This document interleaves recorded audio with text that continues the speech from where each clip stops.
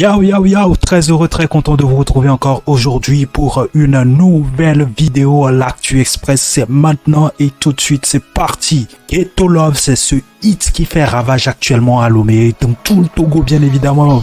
Même dans la sous-région, hein, si on peut ainsi dire, hein, puisque le hit a fait plus de 1 million de vues à ce jour. Mais vous n'êtes pas sans savoir que c'est un son qui contient des paroles assez explicites en vernaculaire. Cela suscite néanmoins un petit pincement au niveau de certains internautes qui ont un peu de mal avec cela, ce qui a bien évidemment conduit à un débat presque houleux entre deux blogueurs sur la toile, AI Premier et Rodney. Est-ce que pour vous, Ghetto Love vous pose vraiment problème au regard des paroles véhiculées dans ce son? Dites-nous en commentaire ce que vous en pensez. Mais avant, suivez plutôt ce débat entre Rodney et AI Premier concernant Ghetto Love. Abonnez-vous et activez la cloche de notification. AI, peux-tu tout simplement résumer ce direct que tu as fait il y a quelques jours? Oui, voilà, vite fait, oui, je peux vous résumer tout cela.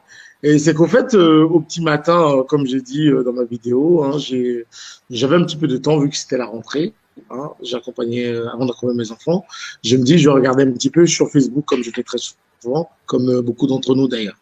Et là, je suis tombé sur un partage qui disait qu'il y avait une vidéo d'un chanteur Ghetto Lee qui avait fait 1 million de vues. Donc tout de suite, je me suis dit, voilà, bon, j'étais fier. C'est un sentiment de fierté quand même qui m'avait animé. Et donc je me suis dit que je regardais ce qu'il y avait et avant de partager quand même.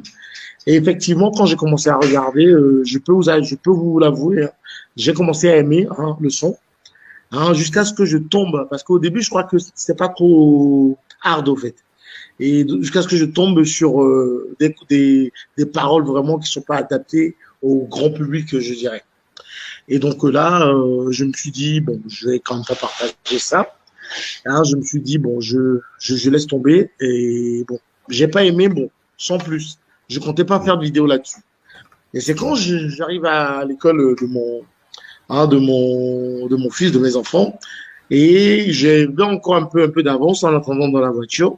J'ouvre encore mon téléphone et je vois, comme je dis, ma crainte de l'aube qui était devenue réalité à 7h45, quand j'ai vu que l'artiste lui-même a publié, c'est-à-dire une reprise d'une petite fille que moi j'estime avoir peut-être 5 ou 6 ans, ou peut-être un peu plus, avec ces paroles que moi je trouvais inappropriées, que j'ai pas voulu partager.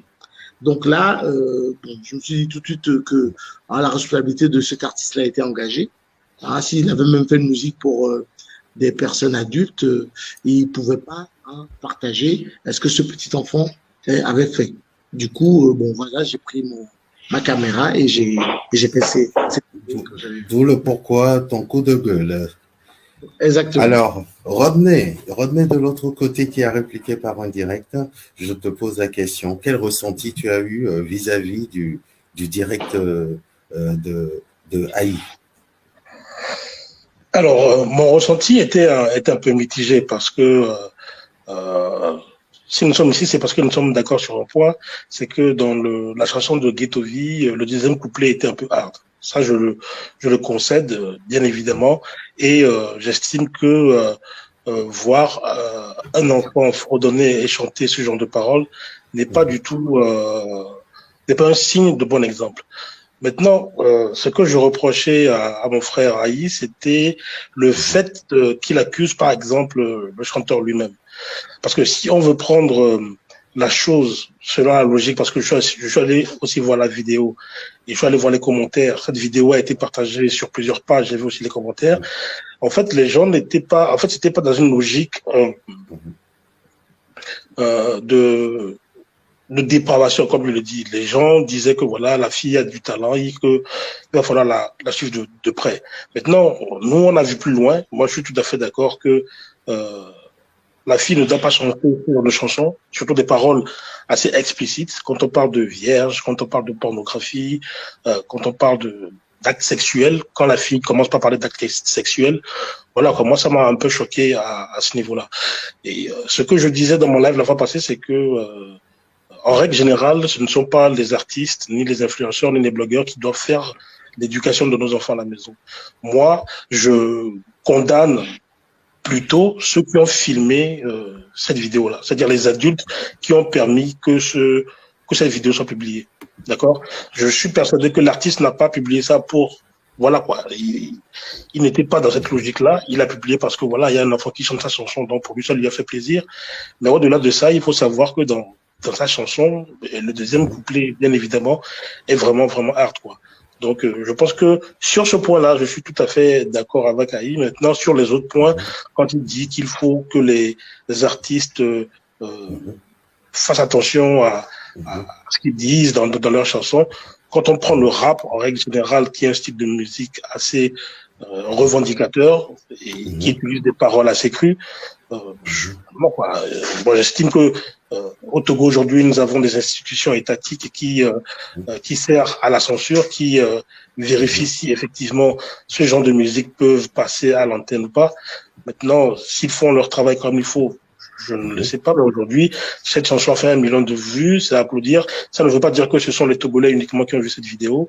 Il y a plusieurs autres peuples aussi qui ont vu cette vidéo, et c'est pour ça que je pense que cette vidéo a atteint 1 million de vues. Merci pour cette franchise des deux côtés. Moi, en tant que votre frère, effectivement, j'ai été aussi un peu déçu de cette vidéo. J'ai été déçu, franchement, mais je pense que cet artiste est à féliciter parce que faire ce genre de choses dans sa catégorie, c'est pas chose aisée. Et quand je dis et à féliciter, c'est avoir ces 1 million de vues malgré les obscénités, les paroles qui n'étaient pas bien placées pour moi dans cette chanson ou mal tournées, comme disait aussi Aïe Mais il y a un débat. Pourquoi il y a un débat? Pourquoi nous nous retrouvons sur cette page ce soir? Le débat, c'est que il y a une certaine partie de la population qui trouve aujourd'hui que la musique de Ghettovie, cette chanson, le pourquoi il nous a alerté là-dessus, est recevable artistiquement, mais d'un côté, il devrait quand même prendre en compte le fait qu'il y a on les appelle quand on met des âges moins de 18 ans, etc., aidez-moi mes frères, il y a des logos, des petits logos pour dire...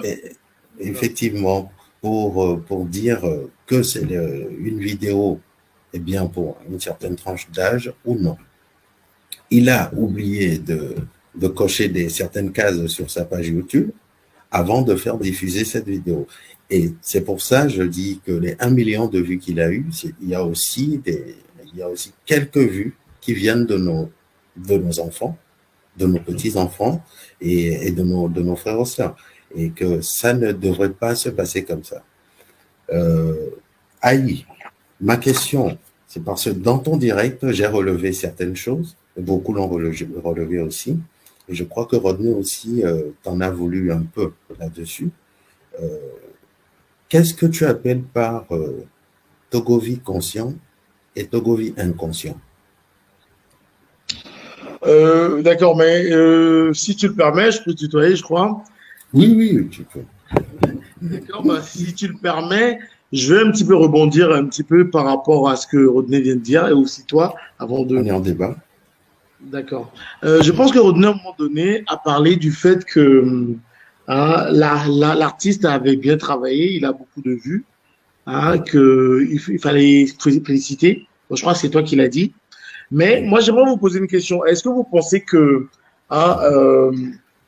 par soif de reconnaissance ou de victoire ou de succès, on est obligé ou on doit se permettre de mettre l'avenir de nos enfants comme ça en jeu ou faire ce qu'on ne doit pas faire? Moi, je crois que la réponse est non. C'est pas parce que l'artiste il chante très bien que quand il fait quelque chose qui n'est pas bien, il ne faut pas le dire.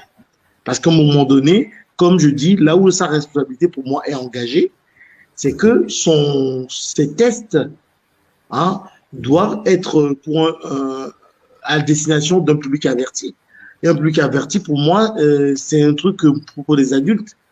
Et si toi, tu vois que ce que tu as fait pour les adultes est détourné ou est mal interprété, hein, ou un jeune homme qui n'est pas très, on va dire, sage, hein, qui n'est pas très conscient, je vais dire, hein, mais un enfant, une petite fille qui change ses paroles, toi, en tant qu'artiste, hein, qui doit être normalement, pas un exemple plus que les autres, hein, mais qui doit être quand même un exemple d'adulte, tu ne devrais pas republier ces genres de vidéos.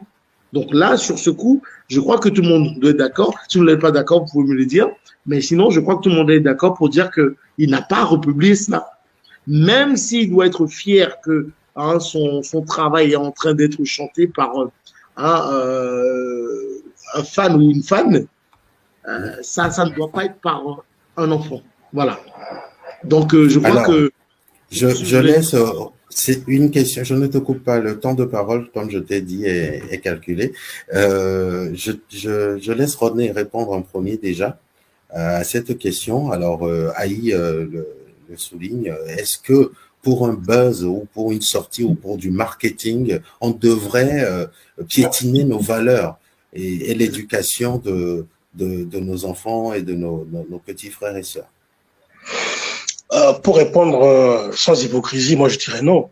Maintenant, moi je vais retomber dans le cadre du showbiz, de la musique, du rap en particulier, pour répondre que voilà, la musique c'est du commercial, c'est du commerce à la base. Donc du coup, c'est 1 million de vues est une preuve que voilà, commercialement parlant, le son a plu au niveau de la mélodie. Et quand on dit qu'il faut le féliciter, c'est par rapport au travail qu'il a fait. Moi, je ne suis pas pour le fait qu'on dénigre quand même le travail de l'artiste, parce que écrire une chanson, aller en studio, ce sont des heures de travail, des insomnies, vous voyez. Donc, si cette musique a reçu un assentiment, c'est parce qu'effectivement, mélodiquement parlant, c'est génial.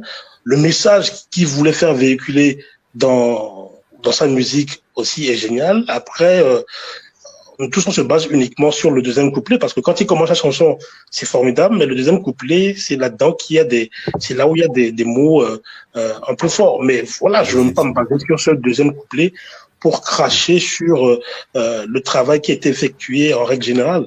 Donc voilà, moi je félicite encore une fois le travail de Ghetto V. C'est pas la seule musique qu'il fait, il fait beaucoup de rap.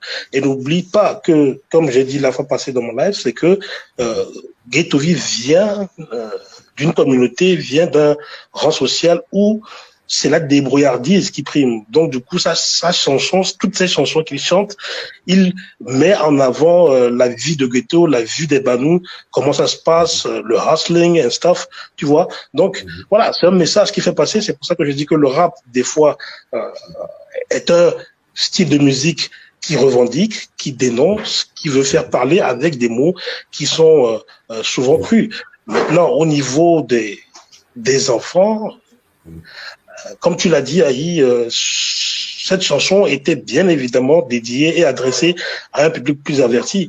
Mais malheureusement, avec la banalisation de l'Internet que nous avons aujourd'hui, l'accès facile que nous avons à Internet aujourd'hui, nos enfants ont un accès assez mal contrôlé à Internet, ce qui fait que voilà, aujourd'hui, il peut s'avérer que nos enfants tombent sur ce genre de musique